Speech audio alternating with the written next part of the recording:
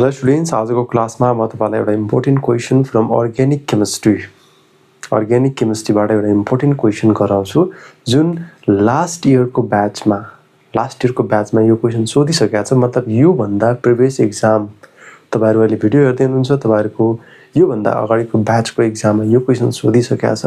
Question simple छ, तर क्वेशनलाई कसरी ट्याकल गर्ने तपाईलाई आउँछ भने डाइरेक्टली भन्नु होला सर मलाई आउँछ भनेर। तपाईले सल्भ गर्न थाल्नुस्, भिडियोलाई पज गर्नुस् र त्यसपछि यो क्वेशन्स गर्न थाल्नु होला तपाईहरुले।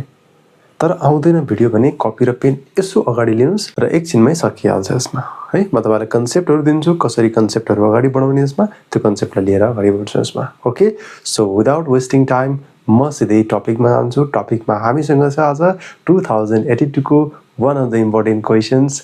एकदमै रमाइलो क्वेशन छ यसमा, हेरौँ एकचोटि है त। क्वेशन दिएको छ, क्वेशन क्लियरली पढ्छौँ हामी, हेरौँ एकचोटि यसमा। हामीलाई दिएको छ अ केमिकल रियाक्सन्स भनेको छ, a chemical reactions occurs as भनेको छ। हामीलाई यो रियाक्सन्स दियो यसमा, ठिकै छ। हामीले यहाँसम्म त बुझ्यौँ, केही पनि छैन यहाँसम्म त, ठिकै छ ल। It is okay. मतलब यो दिएको छ भनेपछि हामीले क्वेशन यले भनेको छ identify the compound B in the above reactions. एउटा कुरा हाम्रो दिमागमा आइसकेको छ कि एक्वस मिडियम छ भने एसएन रियाक्सन हुन्छ यसमा। हेर्नुस् है, यदि मिडियम एक्वस छ भने यसमा एसएन रियाक्सन हुन्छ। यदि अल्कोहोलिक मिडियम छ भने यसमा हुन्छ एलिमिनेसन रियाक्सन्स। ध्यान दिनुभयो कि भएन? अब क्वेशन चाहिँ डाइरेक्ट जाउँ। आइडेन्टिफाई द कम्पाउन्ड बी भनेको छ। क्वेशनलाई एकचोटि हेरौँ, के पनि गाह्रो छैन यसमा। CH3 CH2 CH2 Br दिएको छ यसमा, प्लस मैले यसमा राखेँ एक्वस KOH, किनकि हामीलाई थाहा छ एक्वस KOH दिएको छ यसमा। एक्वस KOH भन्ने बित्तिकै हामी बुझ्छौँ कि यसमा रियाक्सन्स भइरहेको छ, एसएन रियाक्सन्स। यसमा हुन्छ SN reaction, substitution nucleophilic substitution reaction अथवा सब्स्टिट्युसन न्युक्लियोफिलिक रियाक्सन भइरहेछ। यहाँबाट सिम्पल कुरा हुन्छ के भने सब्स्टिट्युट हुन्छ CH3 CH2 यहाँबाट आउँछ OH र त्यसपछि यसमा बन्छ K र Br बन्छ यसमा। मतलब यसमा बन्यो प्रोपेन 1 ओल को फर्मेसन भयो र यो भनेको 1 ब्रोमोप्रोपेन हो। यो चाहिँ दिस इज 1 ब्रोमोप्रोपेन। ल यहाँसम्म हामी सायद डाउटमा छौँ होला, तर छैनौँ हामी। ल त्यसपछि म तपाईलाई लग्छु next. Which substitution reaction mechanism occurs in the above reaction and why. किन हुन्छ यसमा भन्ने कुरा सोधिरहेछ। अब मलाई एकचोटि कमेन्टमा लेखिदिनुस् यसमा कुन टाइपको मेकानिजम हुन्छ। मैले त सिम्पली एसएन मात्रै लेखेँ। मतलब एसएन को अकॉर्डिङ यसमा SN1 पनि होला, यसमा SN2 पनि होला, तर SN1 हुन्छ कि SN2। एकचोटि क्वेशन्सलाई ध्यान दिनुस् र तपाईहरुले दिमागमा ल्याउनुस् कि एकचोटि reactivity order of SN1 reaction के हुन्छ यसमा। हेर्नुस् है, मैले यो A को लागि गरेँ।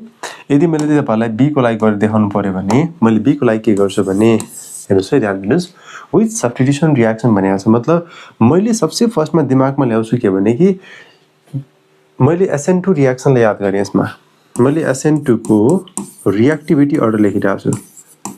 SN2 को रिएक्टिभिटी अर्डर सिम्पल छ। यसमा हामीलाई थाहा छ सुरुमा हुन्छ CH3X, त्यसपछि 1 डिग्री 2 डिग्री एन्ड 3 डिग्री। यही छ यसमा। भनेपछि with substitution reaction mechanism occurs in the above reaction and why. Reaction कुन हुन्छ भनिरहेको छ, मतलब सबसे बढी रिएक्टिभ हेर्न खोजिरहेको छु नि त्यसमा। मतलब सबसे बढी रिएक्टिभ छ यसमा CH3X र प्राइमरी। अब यहाँ चेक गरौँ, यो अल्काइल हैलाइड भनेको प्राइमरी बेसमा। मतलब हामीले भन्न सक्छौँ के भने CH3 CH2 Br is a primary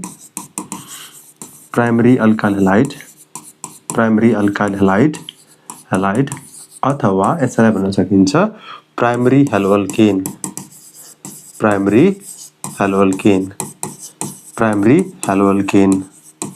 which easily undergoes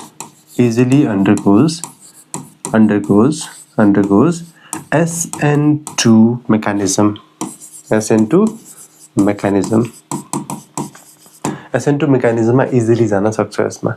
अब इजिली जान सक्छ, ठिकै छ। यहाँसम्म बुझ्यो हामीले इजिली जान सक्छ भनेपछि गरेर हेरौँ एकचोटि हैन। हेरौँ त एकचोटि। ओके, म अर्को पेजमा जाँदैछु, तपाईहरुलाई अलिकति बुझ्न सजिलो हुन्छ र यसमा हेर्नुस् के हुँदो रहेछ है त। सो सिम्पल कुरा छ, खासै त्यस्तो गाह्रो के पनि छैन यसमा। हामीले के गर्यो भने मैले यसमा राखेँ H, यसमा राखेँ मैले H यसमा राखे मैले C2H5 राख्न मिल्छ CH3 CH2 राख्न मिल्छ यसमा र यसमा मैले राखे Br प्लस हामीसँग एक्वस KOH राखिरहेको छ मतलब एक्वस KOH बाट कुन न्यूक्लियोफाइल आउँछ यसमा आउँछ OH माइनस न्यूक्लियोफाइल बन्छ यसमा र OH माइनस न्यूक्लियोफाइल आउने बित्तिकै हामीलाई थाहा छ के भने यो के हुन्छ यसमा यो हुन्छ यसले फ्रन्ट साइड अट्याक गर्न खोजिरहेको थियो यसमा तर अट्याक गर्न सक्छ सक्दैन किनकि यो आफैमा कुन चार्ज हुन्छ यसमा हुन्छ डेल्टा माइनस र यो दुईटाको बीचमा के हुन्छ रिपल्सन हुन्छ अट्याक गर्न पाउँदैन र अब के गर्छ OH को एउटै पोसिबिलिटी छ कि यसले गएर के अट्याक गर्न सक्छ भने यसले गएर ब्याक साइड अट्याक गर्न सक्छ यो कार्बनलाई बुझ्नुभयो नि यसले कार्बनलाई गएर के गर्न सक्छ ब्याक साइड अट्याक गर्न सक्छ भने कसरी बुझ्नुस् भने तपाईले बाहुबली हेर्नु भएको छ कि छैन बाहुबली मुभीमा तपाईले हेर्दै जाँदाखेरि त्यसमा के देख्नुहुन्छ भने कटप्पाले बाहुबलीलाई फ्रन्ट साइड मारे कि ब्याक साइड भन्दिनुस् त मलाई एकचोटी कटप्पाले बाहुबलीलाई मार्दाखेरि फ्रन्ट साइड मारे कि ब्याक साइड मारेको जसरी कटप्पाले बाहुबलीलाई ब्याक साइड मार्न सक्छ भने त्यसरी नै OH न्यूक्लियोफाइलले पनि के गर्न सक्छ यसले ब्याक साइड अट्याक गर्न सक्छ तपाईहरुले बुझाउनको लागि मैले एउटा सानो एउटा फिगर ल्याएको छु हेरौँ एकचोटी यो हो nucleophile this is OH minus योले ब्याक साइड अट्याक गरिरहेछ यो हाम्रो अहिलेको लागि C2H5 यसमा दिएको छ Br यसमा दिएको छ हाइड्रोजन यसले ब्याक साइड अट्याक गर्छ यसमा ओके सो यहाँ भइरहेको छ ब्याक साइड अट्याक यसमा भइरहेको छ कि ब्याक साइड अट्याक भइरहेको छ कुरो क्लियर छ यहाँसम्म ल यति कुरा हामीले यसमा देख्यौं यो सिम्पल कुरा मैले बुझाउनलाई मात्र भने सो SN2 रिएक्सनलाई मैले कहिलेकाहीँ भन्छु कटप्पा अट्याक भनेर त्यही कुरा मैले देखाउन खोजे यसले यसमा अट्याक गर्न खोजिरहेछ हेरौँ है त HO जोडिन खोजिरहेछ र Br निस्किन खोजिरहेछ र त्यसपछि C2H5 त छँदैछ C2H5 छँदैछ यसमा र यहाँ हामीले देखिरहेछौं यो हाइड्रोजन छँदैछ यसमा ओके ल ठीक छ यहाँसम्म बुझ्यौं हामीले यो भनिन्छ this is called the transition state भनिन्छ यसलाई के भनिन्छ है ट्रान्जिसन स्टेट र ट्रान्जिसन स्टेट बनिसकेपछि रिएक्सन के हुन्छ इमिडिएट हुन्छ र त्यसपछि यहाँ के हुन्छ भने लिभिङ ग्रुप जुन छ यो इजिली निस्किन्छ यहाँबाट हाइड्रोजन यहाँ पनि छ हाइड्रोजन प्लस यहाँ देखिरहेछ हामीले Br माइनस यहाँ बनिरहेको छ इन्भर्स प्रोडक्टको फर्मेसन भइरहेछ र यसैलाई भनिन्छ यसलाई अब्जर्भ गर्ने साइन्टिस्टको नाम के थियो this is Walden so observe by Walden so called Walden inversion हेर्नुस् है सो कल्ड वाल्डेन इन्भर्जन ल यो कुरा मैले देखाएँ तपाईहरुलाई ठीक छ यहाँसम्म बुझ्नु भएको छ यो रिएक्सनले फलो गर्छ स्टेरिक हिन्डरेन्स SN2 मेकानिजम फलो गरिरहेछ यसमा र यो कुरा मैले देखाएँ यो फर्स्ट वाला जुन स्टेप छ नि यो अलिकति स्लो हुन्छ त्यसकारणले गर्दाखेरि RDS हुन्छ र अलिकति के हुन्छ यसमा यो हुन्छ फास्ट रिएक्सन ठीक छ बुझ्नुभयो यहाँसम्म ल क्वेशनले के भनिरहेको थियो अझै त्यसलाई हेरौँ with substitution reaction mechanism occurs in the above reaction and why steric hindrance follow गर्छ र के हुन्छ भने फ्रन्ट साइडमा अट्याक गर्दाखेरि स्टेरिक हिन्डरेन्स बढ्छ अथवा यसमा नेगेटिभ चार्जको बीचमा रिपल्सन हुन्छ रिपल्सनले गर्दाखेरि यो न्यूक्लियोफाइल गएर ब्याक साइड अट्याक गर्छ कटप्पा बाहुबली याद गर्छ हामीले सो अब यसको प्रपर्टिजहरु हेर्नु है त यसमा यो हेर्दै जाँदाखेरि के छ भने सुरुमै दुईटाले अट्याक गरिरहेछ नि यसमा so this is called the substitution nucleophilic बाइमोलिकुलर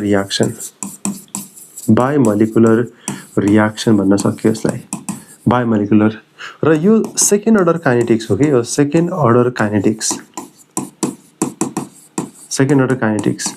किन सेकेन्ड अर्डर किनकि सुरुमै दुईटाले अट्याक गरिरहेछ दुईटै पार्टिसिपेट भइरहेछ यसमा त्यस्तै अर्कोमा गए मैले attack of nucleophile from back side from कुन side from back side attack भइरहेको छ यसमा अर्को कुरा हामीले यहीबाट देखिरहेछौं transition state is formed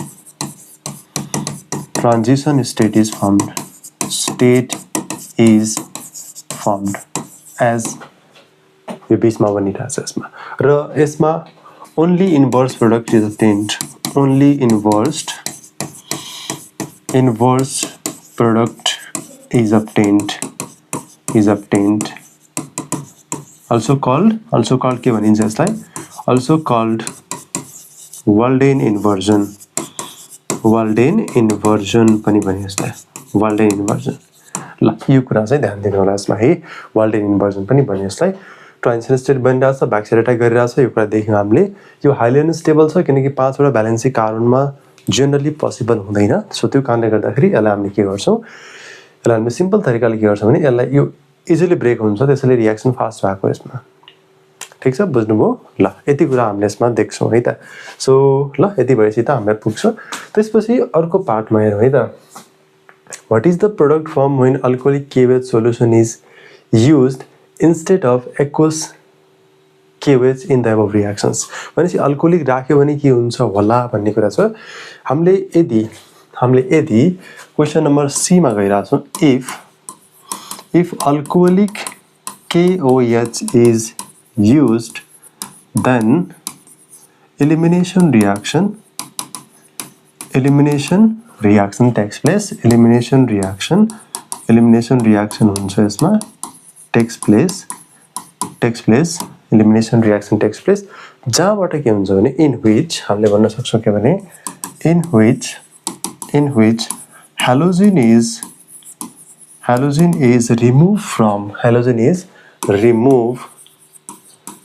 removed from alpha position and hydrogen is removed from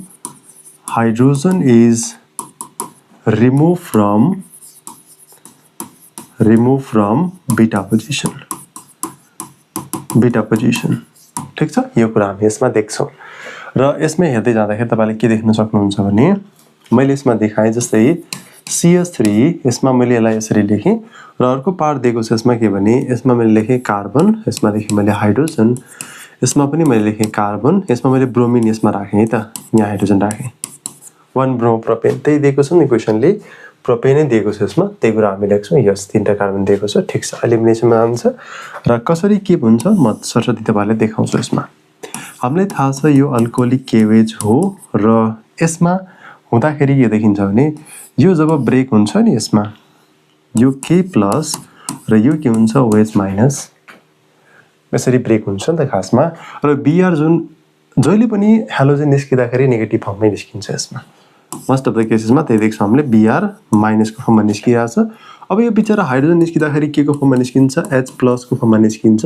यो बोन्ड गरी यहाँ शिफ्ट हुन्छ के यसमा र यो बोन्ड शिफ्ट हुने बित्तिकै त्यसपछि हामी हेरिरहेछौँ पोटासियम भनेको अल्काली मेटलको फेभरेट भनेको यसको X हुन्छ र X मा हामीले के देख्न सक्छौँ पोटासियम र ब्रोमिन हेलोजिनसँग एफिनिटी बढी हुन्छ र यसमा भन्छ KBr प्लस. त्यसपछि हाम्रो के आउँछ हाइड्रोजन बिचरालाई हेर्नुस् त, यो त ब्रोमिन त गइसकेको छ, हाइड्रोजनले भनिरहेछ उडायो सपना सबै हुरीले र त्यसपछि बिचरा हाइड्रोजन एक्लै भइसकेको छ. हाइड्रोजन र OH मिलेर के बनाउँछन् यसमा भन्छ वाटर र त्यसपछि यहाँ आउँछ डबल बोन्ड, यहाँ फर्मेसन हो CH3 CH double bond CH2. Clear छ यहाँसम्म? भनेपछि यहाँ के बन्यो, यसमा बन्यो प्रोप को फर्मेसन भयो. ठीक छ, बुझ्नुभयो? ल यसरी मतलब यो बाट beta positions and forms alkene as a major product and forms यसमा थप्न सक्छौँ forms alkene as a major product. यो रियाक्सनमा चाहिँ हामीले यसरी देख्न सक्छौँ. यसमा यो कुरा चाहिँ दिमागमा हुनु पर्यो है त. ल यति कुरा छ हामीसँग. त्यसपछि क्वेशन नम्बर नेक्स्टले के पनि भनेको छ भने how can you obtain nitropropane from the compound A. Compound A बाट नाइट्रोप्रोपेन कसरी बन्छ यसमा हेरौँ. नम्बर डी मा के छ है त, नाइट्रोप्रोपेन बनाउनु छ. मतलब हामीले यसलाई के गर्छौँ भने CH3 CH2 यसमा मैले Br छ र यसमा हामीले के राख्यौँ भने अल्कोहोलिक AgNO2 मैले राखेँ. यसमा AgNO2 NaNO2 राख्यो भने ओ नो भन्छ फेरि त्यसमा. यहाँ चाहिँ के आउँछ भने यहाँ भनेको CH3 CH2 यसमा आउँछ NO2 प्लस त्यसपछि हाम्रो आउँछ यसमा AgBr. This is nitropropane. ल बुझ्नुभयो नि? कतै कन्फ्युजन त छैन नि कसैलाई? Very good. ल कतै कन्फ्युजन छ भने मलाई भनिदिइहाल्नुहोस् है त. सो यो क्वेसन्सलाई मैले कसरी सल्भ गर्ने जस्ट मैले तपाईँलाई टेक्निकहरू सिकाएँ यसमा. त्यो टेक्निकलाई तपाईँले एप्लाई गर्नुहोस् र के क्वेसन आएन भने कमेन्टमा लेख्नु होला है त। ठिक छ नि।